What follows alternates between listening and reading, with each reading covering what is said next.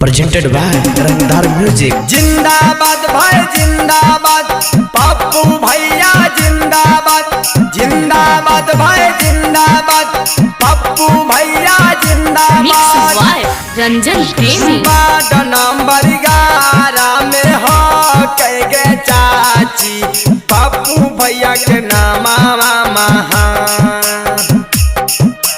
Ward number 11 में हो के चाची, पप्पू भैया के नामा महान। अरे वार्ड सदस्य इना के जीत हो चाचा, पूरा करथिन सबा काई काम। भैया बीघा से इना के जीत गे चाची, पूरा करथिन सबा काई काम। वार्ड नंबर 11 में हो के चाची, पप्पू भैया के नामा महान। वार्ड सदस्य इना के जीत हो भैया, पूरा करथिन सबा काई काम। वार्ड सदस्य इना के जीत गे भौजी, पूरा करथिन सबा काई काम। प्रेजेंटेड बाय रंगदार म्यूजिक। वोट मांगे चला लाना भैया जे पप्पू भैया, वोट मांगे चला लाना भैया जे पप्पू भैया। इनके के दिया तू जीताई गे चाची, इनके के दिया तू जीताई हो चाचा। गाली नाली रोड दी है करी है पूरा कमावा, पप्पू भैया के नमवा है महान। मिक्स वाय रंजन प्रेमी। गाली नाली रोड दी है करी है पूरा कमावा, पप्पू भैया के नमवा है महान। अजी पप्पू भैया के बाद सदस्य नहीं हागे दीदी, पूरा करथिन सबा काई काम।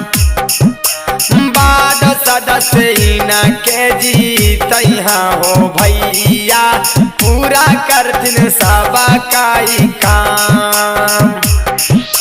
घरे घरे देथिन चाची नाला जाला पानी, और करथिन स्वच्छया अभिमान।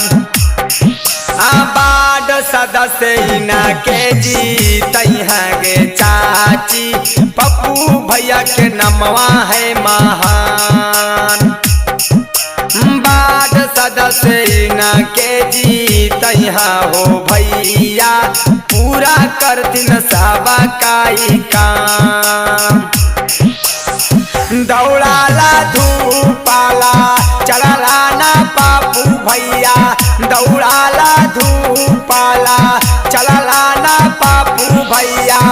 किया बाईना के दिहा तू जीताई गे चाची, मिली जुली हो चाचा मिली जुली।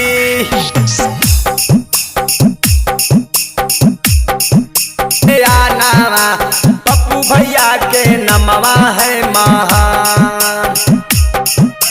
डिहुरी पाना चटावा में भैया बीघा गाँवा, वार्ड नंबर 11 पर दिहा तू ध्यान। वार्ड सदस्य इना के जीत हो भैया, पूरा करथिन सबा काई काम।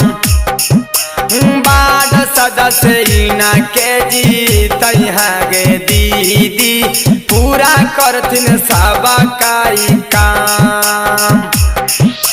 बिकी लहरी करेला चाची, पप्पू भैया के पूरा प्रचार।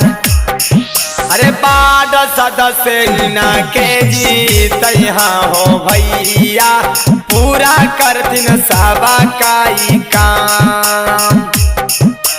वार्ड सदस्य इना के जीत हो चाचा, पूरा कर दिन सावा काई काम। presented by Rangdar Music।